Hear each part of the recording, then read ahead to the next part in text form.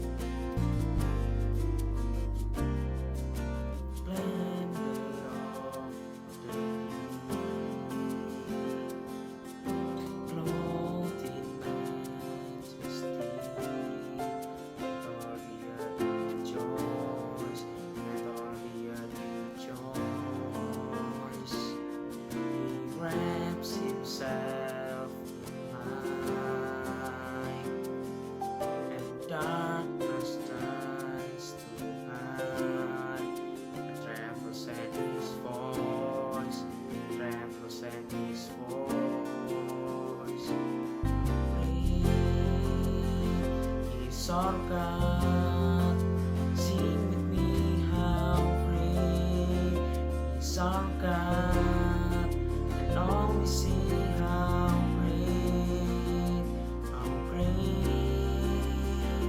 is our God.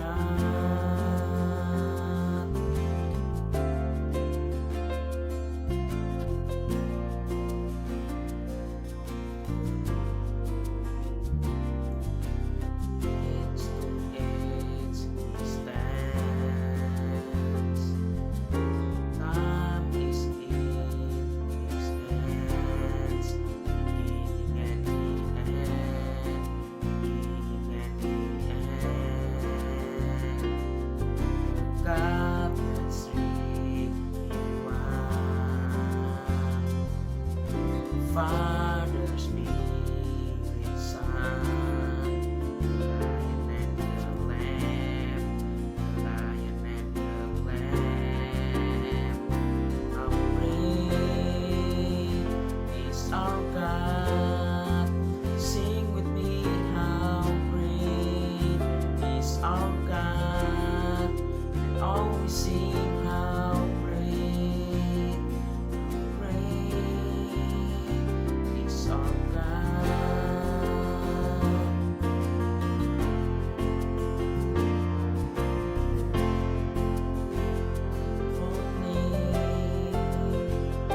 You are worthy of our praise. My heart will sing, how great is our God.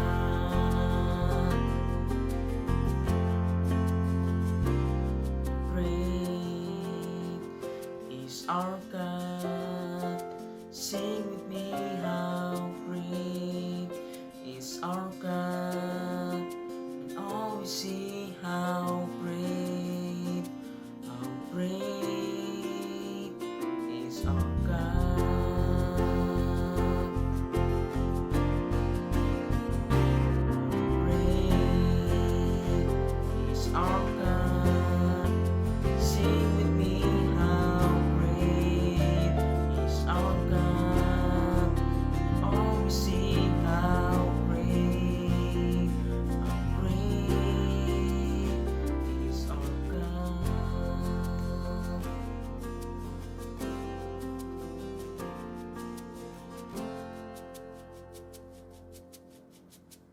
Silakan duduk kembali. Mari kita bersama-sama mengaku dosa kesalahan kita di hadapan Allah yang Maha Besar. Mari kita berdoa. Allah yang Maha Kasih dan yang Maha Pengampun, ampuni dosa-dosa kami yang kami lakukan melawan Engkau, baik dalam perkataan, dalam tindakan, pikiran. Ampuni kami Tuhan. Kami percaya jika kami mengaku dosa, Tuhan akan mengampuni dosa-dosa kami. Hanya di dalam nama Tuhan Yesus kami berdoa. Amin. Nats anugerah kita terambil dari Roma 14 ayat 17 hingga 9. Sebab tidak ada seorang pun di antara kita yang hidup untuk dirinya sendiri, dan tidak ada seorang pun yang mati untuk dirinya sendiri. Sebab jika kita hidup untuk Tuhan. Dan jika kita mati untuk Tuhan. Jadi baik hidup atau mati kita adalah milik Tuhan. Yesus mati dan bangkit untuk menebus dosa kita. Karena itulah sekarang kita hidup bagi Dia. Mari menyatakan respon kita atas anugerah keselamatan itu dengan memuji Tuhan. Mari kita nyanyikan lagu Jadikan Aku Indah.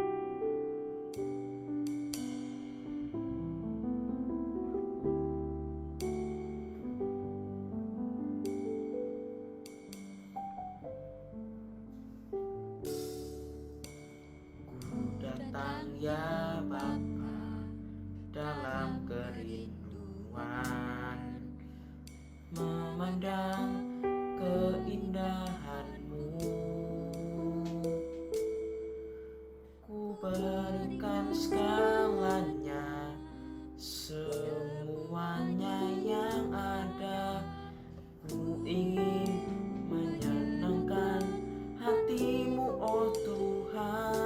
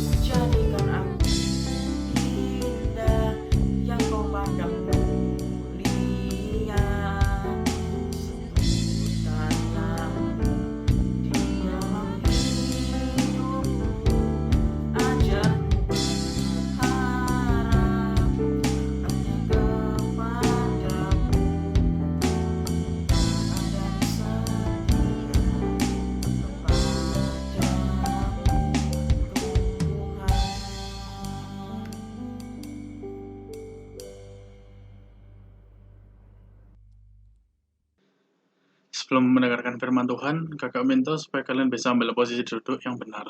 Oke, mari kita berdoa.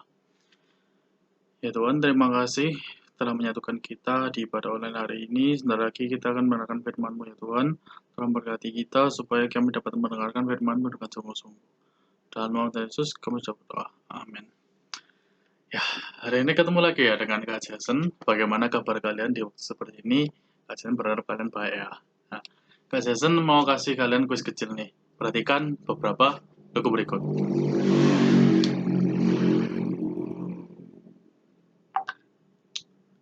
Ya. Dari beberapa logo tersebut, kalian tahu yang mana aja? Coba kalian kirim jawabannya kalian di WA-nya Kak Jason.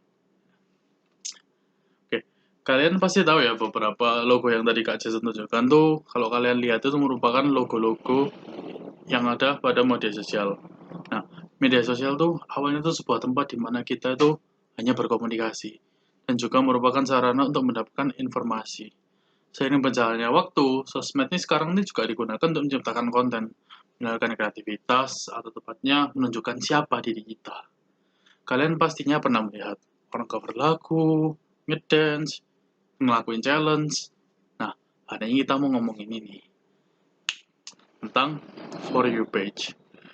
Kalian pasti tahu ya tentang For You page ini di TikTok. Atau bagi kalian yang asing dengan TikTok ini, trending page-nya di Twitter atau trending page-nya yang ada di YouTube. Yang artinya video yang sedang populer. Pastinya orang yang dalam video yang ada di trending page ini, orangnya itu pasti juga ikut populer. Nah, ini yang sering memicu orang untuk berlomba-lomba membuat konten yang populer. Ada yang begitu ingin jadi populer, jadi sampai mengabaikan hal-hal yang etis. Kita lihat salah satu contoh berikut ini.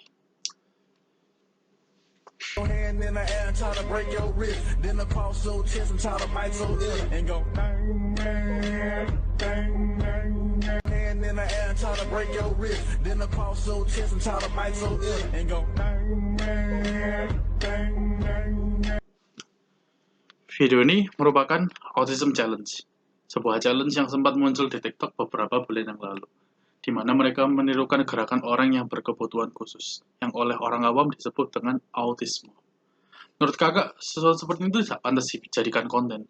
Ini merendahkan saudara-saudara kita yang berkebutuhan khusus. Ini nggak lucu, nggak sopan, dan nggak pantas. Lalu, apa akhirnya kita nggak bisa buat konten? Ya, nggak ya teman-teman ya. Konten positif itu pasti ada. Konten yang baik membangun. Nggak semuanya konten itu pasti berbau negatif lah. Nggak mungkin. Bagaimana caranya kita sebagai anak Tuhan membuat atau menentukan sikap kita bermedia sosial? Nah, mari kita lihat apa kata firman Tuhan. Bacaan kita hari ini ada di dalam 1 Tesalonika 4. Surat Tesalonika adalah surat Rasul Paulus kepada jemaat di kota Tesalonika.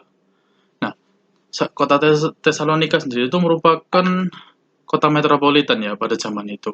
Boleh dikatakan jemaat di kota itu mendapat tantangan dari lingkungan sekitar mereka, ya mirip kita sekarang. Terus apa yang dinasihatkan Paulus kepada jemaat Tesalonika untuk menjalani hidup kekristenan mereka di kota itu? Mari kita baca Alkitab di 1 Tesalonika 4 ayat 1 dan 2. Mari kita baca. Ayat pertama, akhirnya saudara-saudara, kami minta dan nasihatkan kamu dalam Tuhan Yesus. Kamu telah mendengar dari kami bagaimana kamu harus hidup supaya berkenan kepada Allah. Hal itu memang telah kamu turuti, tetapi baiklah kamu melakukannya lebih bersungguh-sungguh lagi. Yang kedua, kami tahu juga petunjuk-petunjuk mana yang telah kami berikan kepadamu atas nama Tuhan Yesus. Dari bacaan ini, nasihat yang pertama adalah satu, panggilan hidup kita sebagai orang Kristen adalah supaya berkenan kepada Allah. Perhatikan Rasul Paulus di frase, bagaimana kamu harus hidup. Terjemahan ESV itu lebih jelas, yaitu how you ought to walk. Ternyata Rasul Paulus ya, menyamakan kehidupan Kristen ini sebagai berjalan atau perjalanan.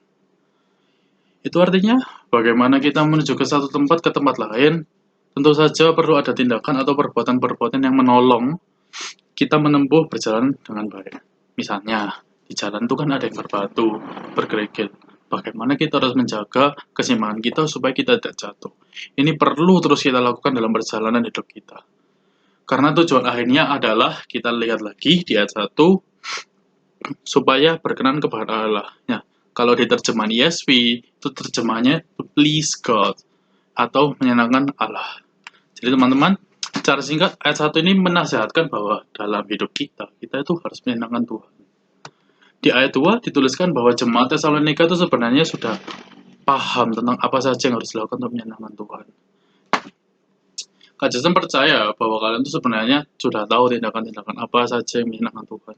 Coba kita pikirkan secara cepat.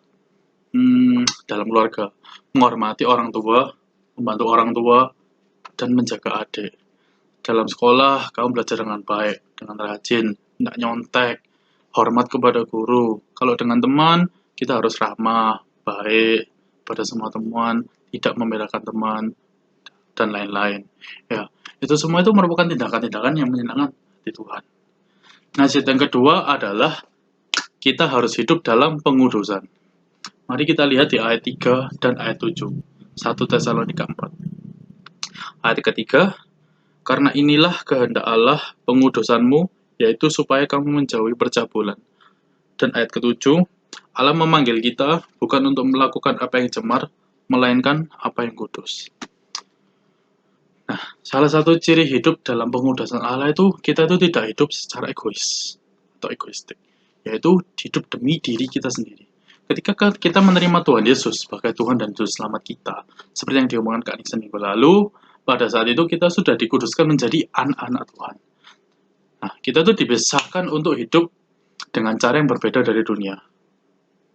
Jadi, kita sebagai orang Kristen tuh harus punya prinsip hidup sendiri yang didasari dengan firman Tuhan, dilandaskan dengan firman Tuhan. Jangan kita nggak boleh membuta, kita ikut tren yang ada saat ini. Contohnya nih, Kak Jason nemu ada artikel judulnya tuh pengguna TikTok wajib mengetahui beberapa trik ini agar bisa trending. Syarat artikel itu apa? Dalam salah satu poin tuh, kalau kamu mau trending tuh kamu harus ikuti tren dan challenge. Nah, ini.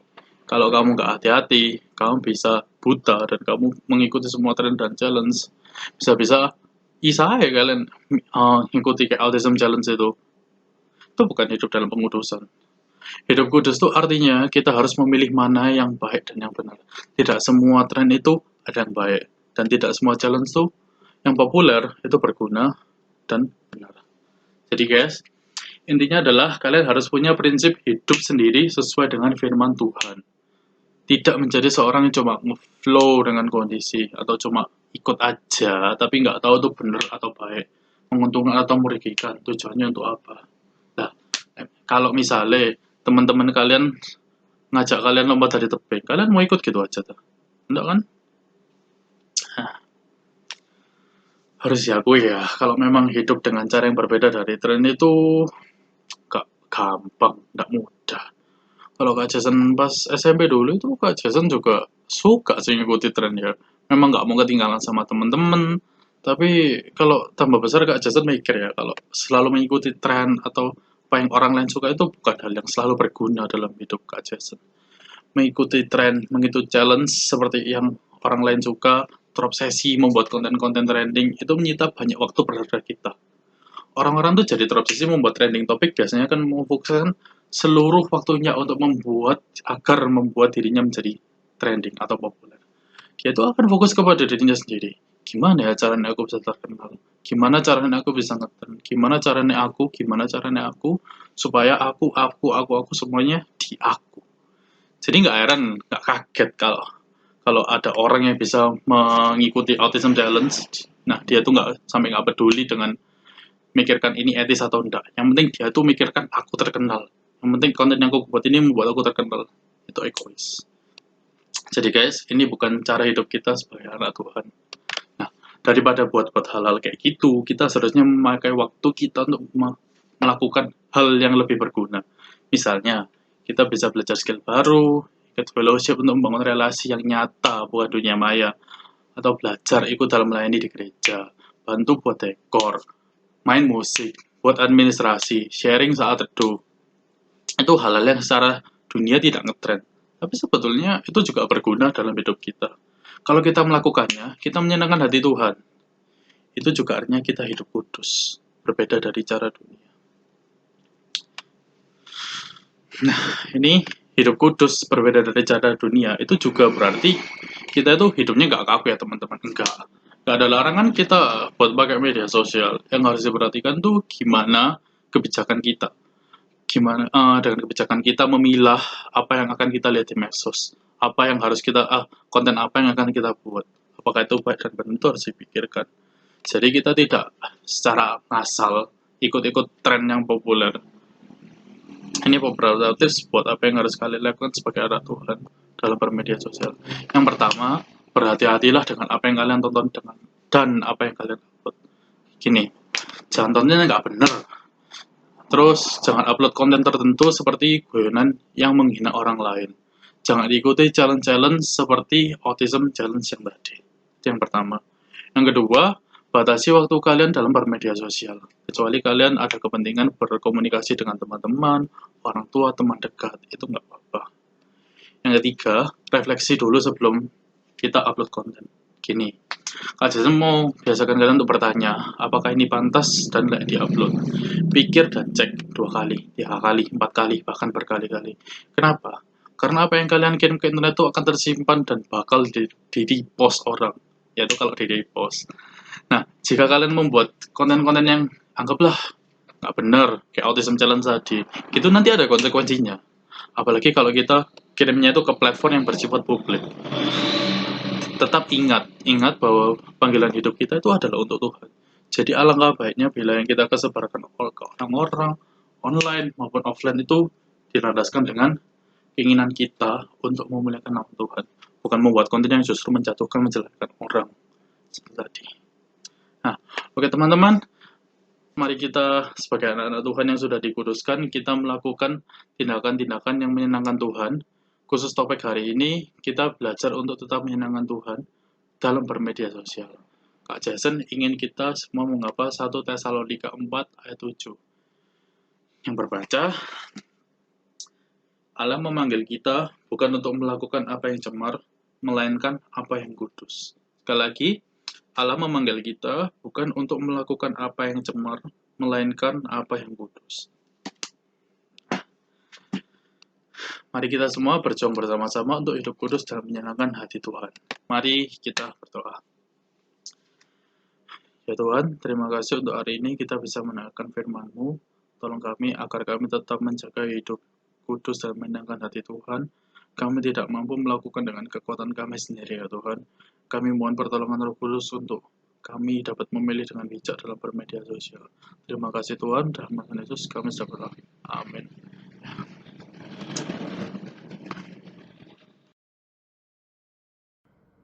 Mari kita memberikan persembahan yang terbaik untuk Tuhan. Nats persembahan kita pada pagi hari ini terambil dari Efesus 5 ayat 20. Ucaplah syukur senantiasa atas segala sesuatu dalam nama Tuhan kita Yesus Kristus kepada Allah dan Bapa kita. Mari kita menyanyikan lagu persembahan, Ku Bersyukur Bapa.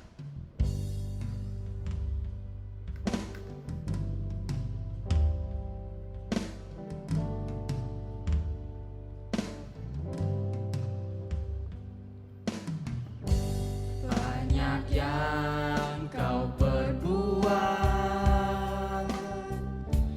di dalam hidupku, rancangan indahmu terjadi di hidupku, Bapa yang mengerti segala yang ku perlu. Kasih-Mu sempurna nyata dalam hidupku. Ku bersyukur Bapa, ku bersyukur Tuhan, buat kasih setia-Mu di dalam hidupku. Ku bersyukur, ku bersyukur Bapa, ku bersyukur Tuhan, buat kasih setia-Mu di dalam hidupku. Ku bersyukur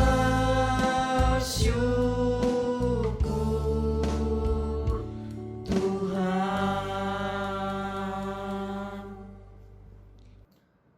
Mari kita berdoa. Tuhan, terima kasih atas berkat-Mu pada pagi hari ini. Terima kasih kami diberikan kesempatan untuk memberikan persembahan yang terbaik untuk-Mu. Pergunakanlah persembahan ini untuk kemuliaan nama-Mu. Hanya di dalam nama Tuhan Yesus kami berdoa. Amin.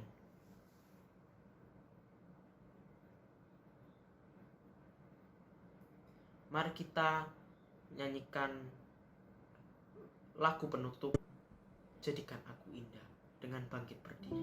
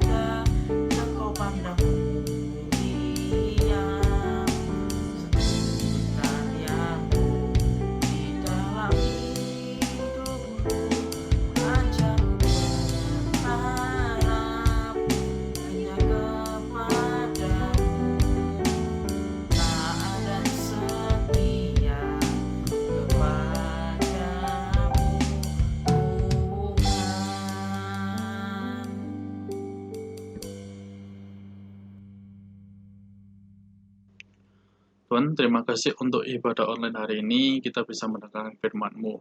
Berkati kami agar kami bisa tetap hidup kudus menyenangkan Tuhan. Bentar lagi kita akan kembali ke kehidupan kita masing-masing. Tolong berkati segala sesuatu supaya berjalan dengan baik, dengan lancar. Ulangan, tugas-tugas yang harus diselesaikan, dan juga kesehatan dan kondisi kita semuanya Tuhan. Di dalam nama Tuhan Yesus kami sudah berdoa, dan amin. Selamat hari Minggu, Tuhan memberkati.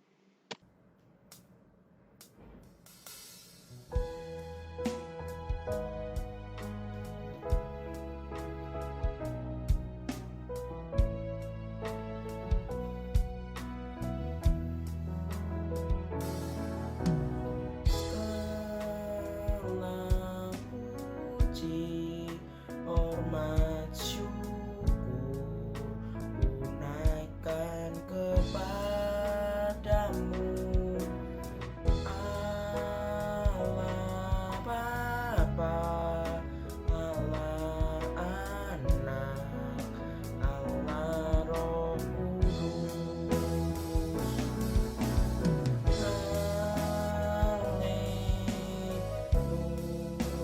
Haleluya,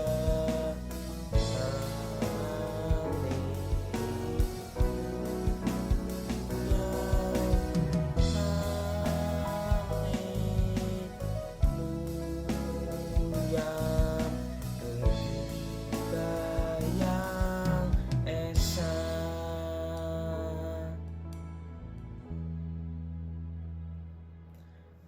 Selamat hari Minggu teman-teman semuanya. Tuhan Yesus memberkati.